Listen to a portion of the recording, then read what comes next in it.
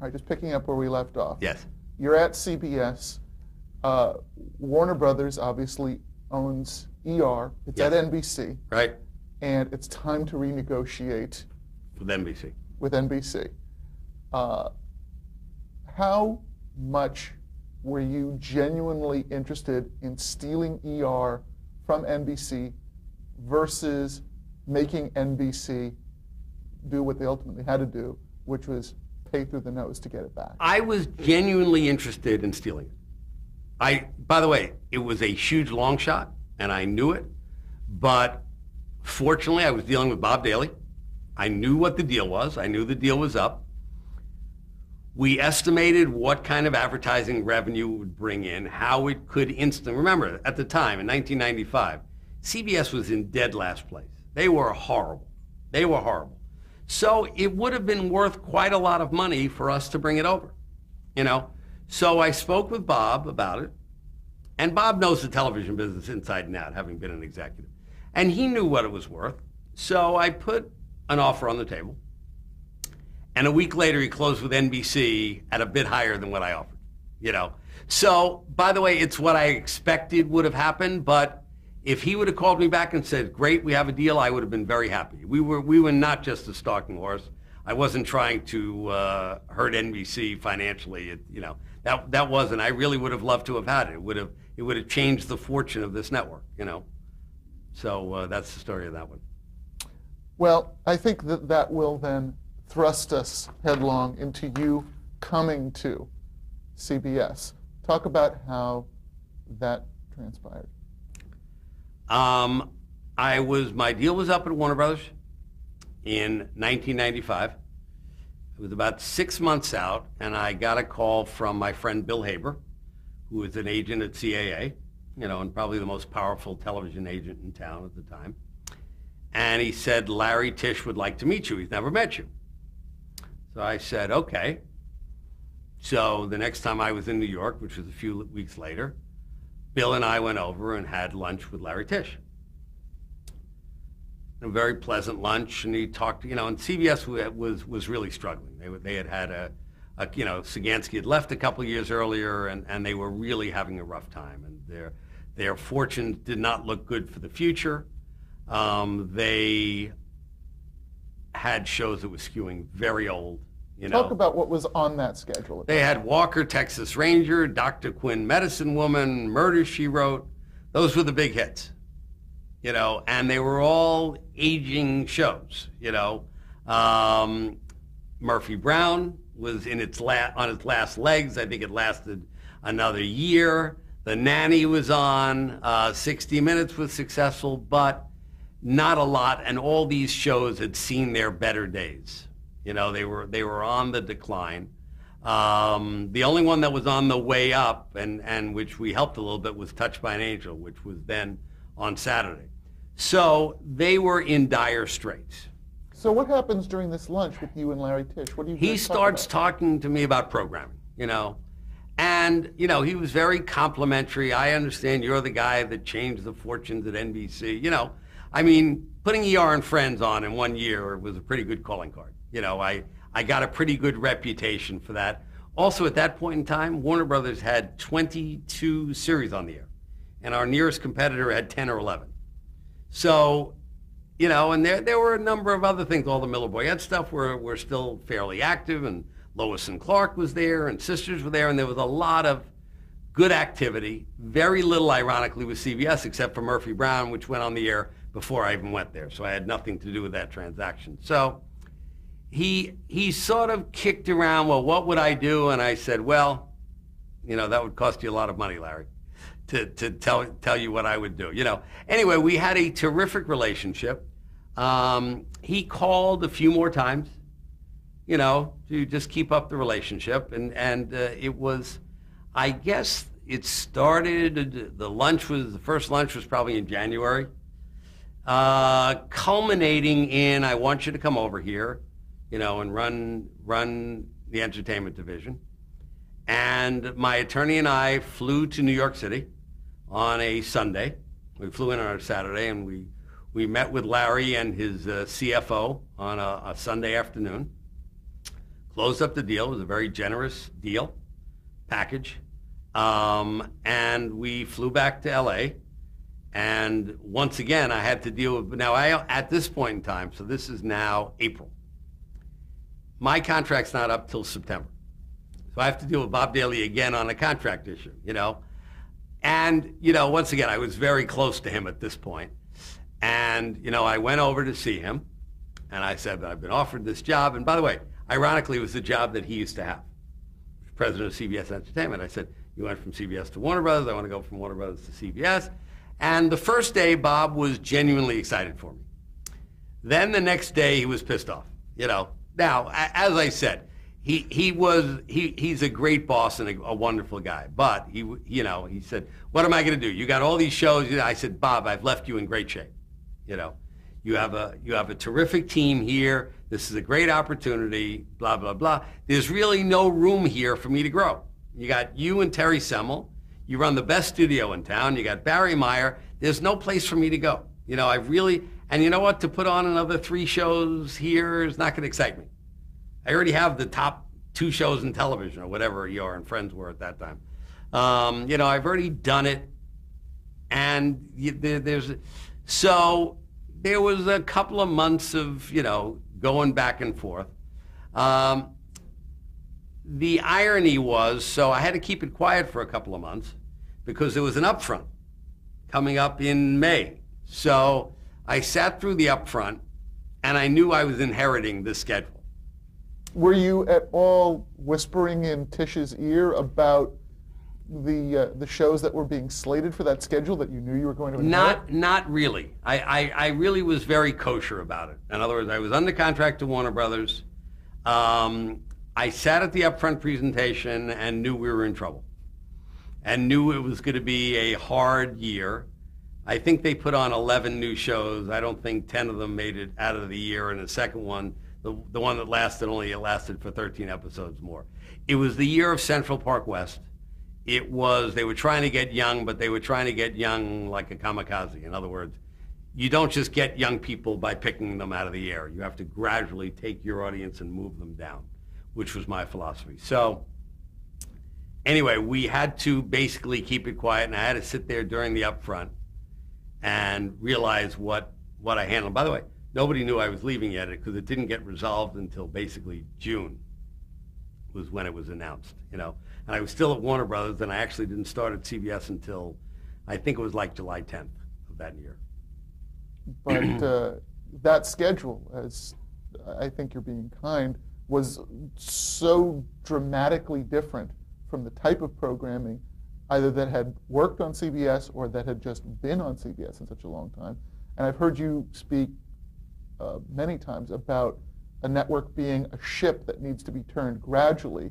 How much of that philosophy did you kind of already have in your head, in mind, coming into this job? I think the reason I hit the ground running in this job, one of the things we always did at Warner Brothers, one of the reasons we were so successful, we put ourselves in the head of every single network. As we're selling to them, and as we're heading into the fall with our pilots, we would not only give them pilots, but I tell them where to put them and why it would fit in there. So I think for a number of years, and Kelly Call, who's my head of scheduling here, was head of research for me at Warner Brothers. We would go through this exercise. Okay, before we sell something, why are we going to this network or that network? It's something that bothers me about selling today, frankly, that a lot of the places just sell it anywhere. They go to all 4 networks, and whoever offers the most money will get it, as opposed to where does this show work? What is the best? Now, by the way, I'm not saying you shouldn't try to make the best deal, but figure out in your own head where the show has the best chance of success, and then ask what you're going to ask for it. If you're unhappy with the terms, then you view other offers. But the scattershot approach, I think, does a disservice to the show, to the showrunner, and ultimately to the studio, because it's not about getting shows on the air. It's about getting shows into syndication. It's like I said before, it's not about the extra 10 cents, it's about the extra 100 million. And too many guys are short-sighted that there have been shows that have appeared on Fox or, that should have been here or vice versa. and I wouldn't say there's shows here that should have been on Fox, but that we're on the wrong network. We're sold to the wrong network for the wrong reasons, and I wish more. But so when we were at Warner Brothers, we thought about that. So when I got here, I think that's what scared me, is I knew how much trouble we were in. That you weren't going to change it in 1 year, that it would take a while, brick by brick. I think I sort of knew that. Well, it sort of leads me into my next question, and maybe you've already answered it. What did you feel was the difference in coming here between being a buyer and a seller? It's a good question. At that point in time, it was about, you're really thinking of a lot of different things. You're thinking of advertising, you're thinking of demographics, you're thinking of affiliates. There are a lot of things that go into your head. As experienced a programmer as I was, getting over here, that was only part of the job. In addition, different people had different ways of selling. I was surprised more people weren't as thorough as we were at Warner Brothers. In other words, the guy would come in and pitch a show and say, okay, where do you put it on my schedule? They wouldn't have the answer, which surprised me. Wouldn't you think about that before you go into a meeting with the head of a network? I'm giving you a show that will go Wednesday at 9:30 after such and such, and this is why, which is always how I started off every meeting. So that people weren't prepared. In addition, I had to get, I was acquainted with most of the showrunners, not how most of the studios work. There also were more independents at that point in time. So it was, in addition, what I missed terribly was my team. Bob Daly, one of the things, I wasn't allowed to take anybody, except one guy for 18 months. So I was surrounded by people. Some were good, some weren't so, but I didn't know how to work with them. I didn't know who I could trust. And there's a lot on your plate when you're working at a network. There's a lot to be done, and it's hard to do it by yourself. You can't do it by yourself. Do you try? No, by the way, during the first years, I probably tried too much because I didn't trust a whole lot of people. I gradually got over that. Look, I did the recruiting myself when Bill Cosby was, coming back to do a series. I went out and got that. That was me. And by the way, it did okay. It wasn't a big hit, but it was a hit. Talk about that deal, though. I mean, it's a pretty bold move. As one of the first big deals to strike is to make, what was it, a 44-episode commitment? 44-episode commitment. Talk right. about that. Exactly. That's kind of unprecedented. You know what? Bill Cosby had left the air like 3 years earlier as the #1 show on television. He had left on top. I felt it was really necessary to do something symbolic that said, A, CBS wasn't cheap, that they were thinking outside the box, and that we were going to do stuff to win. And you know what? There were a lot of people that didn't want it to come to CBS. And fortunately, Bill did. Bill became, he became a stalwart. And you know what? It achieved everything I wanted to achieve. It really got a lot of press. It put us back on the map that we're trying stuff, and And once again, the show was a decent show. Obviously, it wasn't what the original Cosby Show was. But it really did help us, and it stabilized us. And ironically, it ended up being the launch pad for Everybody Loves Raymond, which ended up becoming, a home run. But at that time, you were making a statement. Yes, exactly.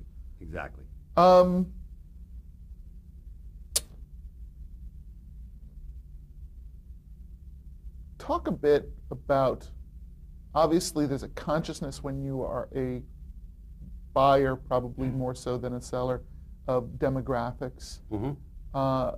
Historically, I know everyone has talked about the 18 to 49 being that key demographic, and you were pretty emphatic that CBS was going to be #1 in 25 to 54. Correct. Talk about sort of the intricacies of that in your thinking, your philosophy. Well, I think the 18 to 49 is a bogus statement of what should be important, I think 25 to 54 maybe as well. I think it should be 18 to 64.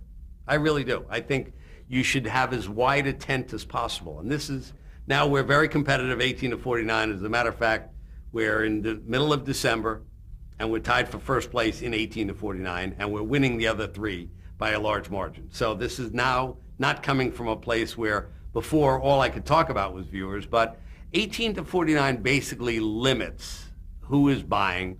To make the statement that people over 50 are not worth advertising to me is a silly thing to say, in terms of being rather limited, and it's sort of a trick that advertisers use, because the less people they have to pay for, the less they have to pay for advertising. So I've always felt it was a bogus measurement.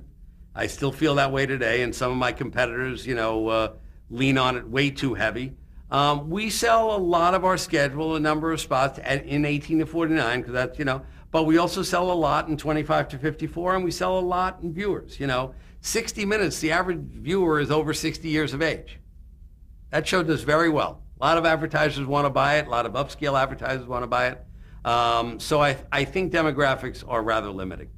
So you believe that as a basic philosophy, not just as a guy playing the hand he was dealt? Correct. And initially, I was semi-playing the hand I was dealt, but I still believe it as strongly today when we're in first. All right. So after the Cosby commitment, talk about some of the other puzzle pieces that you started to put in place. Can we stop here and pick it up tomorrow? All right, picking up where we left off. Okay. It's your first year at CBS. Right. You've made the big announcement with Cosby. Mm-hmm. You've made a statement. You're here to do business. Right. Talk about some of the other moves you made in your first year at CBS. Well, the first year at CBS was really rather difficult. I came into a place where the network was in the last place. It had a reputation of being very cheap, that they wouldn't spend money for projects. The executive core was not terribly motivated. Only with CBS in the last place, but it didn't seem to bother too many people, that were here. So it was really important, A, to bring in some new people, and B, reinvigorate the place. And I think I was able to do that, although the first couple of years, the first 18 months for sure, were very lonely and very tough. At Warner Brothers, I was used to being top of the heap, having shows that were finishing in the top 10 consistently. And at CBS, there were very few highlights. So the first year was rather hard. Getting Cosby was a significant move, in showing people that we were for real and that we were great recruiters of talent. But at the same time, we needed to get a full development slate. And, it was very tough because, as I said, they put on 11 new shows, and most of them weren't working, and some of them were abysmal flops. So there were holes throughout the schedule. And it was sort of cut and paste the rest of the year with news magazines and, whatnot. And then eventually to start rebuilding the network. So, we began doing it. We went through our normal development process, and fortunately at the end of the first year with this little-known pilot, which frankly we almost half did because it was produced by David Letterman's company, with an unknown comedian named Ray Romano, who had been fired as the 5th lead in news radio. And Phil Rosenthal, who created the show, was basically known as a decent showrunner, but had never created anything that was, I think his biggest credit was being the executive producer on the 8th year of Coach, when he did that. So we basically took this guy, and they delivered a pilot, which we loved. We put it on Friday night at 8:30 after Dave's World, and the numbers were abysmal. The numbers were horrible, and it sort of fit with most of what CBS was doing, but it still bothered me that it wasn't even growing from Dave's World. I figured, because the show was very, very good right from the beginning, and we figured the word of mouth would improve it, but it wasn't until we moved it to Monday night at 8:30 to give it a trial run after Cosby that people began to appreciate, what it was, what the show was, and realize how good it was. So that was a very significant piece in the rebuilding. What was it about Everybody Loves Raymond for you that said, hey, this is something I need to hold on to? Was it the relationship with Letterman, or was there something more? No. As I said, the development process and possibly the pilot process started with Letterman. From from that point on, it was about the work. It was about the work. The pilot itself was one of the best I had ever seen. It was a very, very funny pilot. I loved the cast. I thought each member of the cast was an all-star. You know, and the episodes kept getting better and better. And what was amazing about Raymond, and you could probably mark that throughout its entire 9-year run, was the consistency. There was very rarely a bad episode of that show, which is very unusual because when you're doing that many comedy episodes, they're usually, you know, 1 out of 4 usually is not very good, you know, at least. But they were pretty good. And you know what? And I really liked the acting. I liked the characters. I liked the writing. I really felt that show deserved to live. And once again, when you're in last place, it's almost easier to stick with a show because it's like, okay, what else do we have that's going to do any better than that? You know, now that we're in first place, sometimes the decisions become tougher because, you know, you have decent lead-ins and you expect more out of things. When you're in last, your expectations are a lot lower. But I felt Raymond was, you know, during that generation as good as you get. It's as good a family comedy as been around in many decades. And, you know, I think there isn't anybody in America who didn't relate to one of those characters or the situation. You know, it was a very, very relatable show. You talked yesterday about how hands-on you are specifically with regard to casting. Talk about the casting on Raymond. Well, it was very interesting. When you start out with basically a stand-up comedian who has very little acting experience, it's really important that you surround him with really good actors, you know?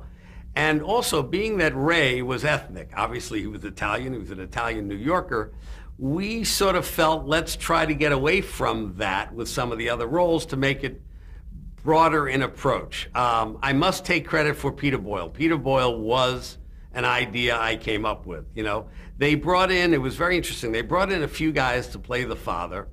And in all honesty, they were sort of the stereotypical Jewish, Italian sitcom guy, you know, and it didn't feel right, you know, and I said, you know, how about a guy like Peter Boyle, not knowing whether he'd ever be interested in doing a sitcom or, you know, and sure enough, Phil Rosenthal got him and met with him and, you know, and the rest is history, you know. Unfortunately, you know, he passed away literally 1 week ago, so we miss him. But, and also the Patty Heaton role was extraordinary. I mean, to find, Patty is sort of the unsung hero of that show. Patty just made everybody around her better, most noticeably Ray. Now, Ray had great acting instincts, and by the way, shortly into the run, he got better and better by light years as an actor. But having someone of Patty's skill to bounce off of helped him immensely, you know. And, you know, then you add, you know, Doris Roberts, who always scores a home run, and Brad Garrett, who at that point also had been sort of a failed sitcom guy, but, you know, also doing a lot of stand-up. You know, it was an extraordinary cast. So I think we had a great mixture of stand-ups and actors, and it all blended together to be a terrific experience. It seems like, just in terms of the sitcom genre, and I'd love your perspective on the genre itself, but it seems like one of the staples of the genre has always been the family show. Cosby changed the fortunes of NBC and the genre itself. And certainly Raymond turned out to be a game changer for you. Why do you think that is? I think people do at their core want to see themselves. They want to see problems that they relate to, you know. You know, it's whether it be a family comedy or a workplace comedy, it almost doesn't matter what the workplace or what the family is, as long as it's a situation you can relate to. You know, in Raymond, as I said, there isn't a character there that somebody says, that's my brother, or that's my uncle, or that's my father, or I have the same relationship with my wife like that. So it is immensely relatable. I think Cosby had exactly the same thing. I think Family Ties was that way. I think all good family sitcoms are immensely relatable. And workplace comedies also, and it doesn't really matter whether you're in a bar like Cheers or a newsroom like Murphy Brown, they're about work. They're about your colleagues and your relationship with your colleagues and your boss and your underling and, you know, all sorts of things that people come home and said, yes, that's somewhat like me, And I think by and large, comedy has been based on that for decades. So here we sit at the end of 2006, and I can't tell you how long we've been hearing people bemoaning the death of the sitcom, the network sitcom. What's your take on it? You know, there's no question sitcom is having a rough period of time right now. It's a fallow period. There's some interesting work being done. 2.5 Men is a legitimate hit as a sitcom, and that's a fairly traditional sitcom as well. And then some of the other things that are a little bit more offbeat, like My Name is Earl, and some of the things that HBO is doing is certainly scoring, like Curb Your Enthusiasm, or that Showtime is doing, like Weeds. So there is more going on that people give credit for. The traditional sitcom is, you know, not having as good a time as it's had in the past. I think it's easier to change drama. It's easier to change the one-camera form than the three-camera form. There are certain rules in three-camera that it's hard to get away from, you know, which is dealing with the style of how you're shooting, the sets, etc. While as drama, you get a Grey's Anatomy or a CSI, which is sort of old wine in a new bottle, you know, and it's sort of easier to do that, you know. I don't think sitcoms are dead by any means. I think somebody will break through in something, you know, just like they did with Cosby. You know, the years before Cosby went on, everybody said the sitcom was dead at that point in time as well. So I think you'll find that something will break through, and it'll go through. And you know, once again, they've also been hurt by the advent of reality. Reality's become a much bigger player. So the mix suddenly changes. You know, instead of being drama and comedy, now it's drama, comedy, and reality, you know, which has taken up a number of hours, you know, on the schedules. Let's talk a bit now about the job of being a network president. We really didn't get into that when we were sitting here yesterday. Talk about what the job was when you came into it, and then how it's evolved for you, and obviously your ascent corporately as well. Right. You know, the networks have changed substantially. You know, when Fred Silverman was the head of you know, different networks, and CBS and NBC most notably, you know, it was a 3-network race, you know, and Fred Silverman, who's one of my idols, you know, always said, your job is much tougher than mine. I was competing with 2 other networks. You're competing not only in the universe of 5 networks, but, you know, 150 cable channels, you know, and now the internet. So the lack of attention is really a lot. The game is a lot tougher, and it's gotten tougher through the years. When I got here in '95, it was still, the game was still fairly traditional. You know, there were more networks, but it was about put on good shows and they will get noticed. Now I think promotion and advertising become more and more important in the game. I think coming up with new ways of doing things are more important. And I also think that people are getting television in all different ways. You know, I think the advent of all the new media operations is really changing the name of the game, in that we're dealing with a universe where everybody's going to be able to get everything, you know, whenever they want it, you know, wherever they want it, you know. My job has evolved. I came here as the entertainment president specifically to get hit shows on the CBS network and build up the ratings, you know. Then that moved into my becoming the president of the network instead of just the entertainment division. So I had to deal with news and sports and corporate and all sorts of those things. So that evolved, and then the station group was added, and then, you know, now it's the entire corporation, where you have the radio business, the outdoor business, Simon & Schuster Publishing, Showtime Cable. There's a lot more to it. So the roles keep expanding, but at the end of the day, it's still, and I've said this to many groups, it's still about the story. It's still about the content, you know. The good news is, for the actors, the writers, the directors, the producers, it's the same as it was thousands of years ago. It's tell me a story, you know. It's got to be a good story told by interesting people and about interesting people, and people will watch, whether it's a good news magazine show, whether it's a good football game, tells a story, or a great drama, sitcom, or reality show. It's about telling a story. Don Hewitt, the legendary creator of 60 Minutes, said that's what it is. That's what he told all his correspondents. All right, you have 15 minutes to tell me a story, you know, and make it work. And I think that's what the key is to all this.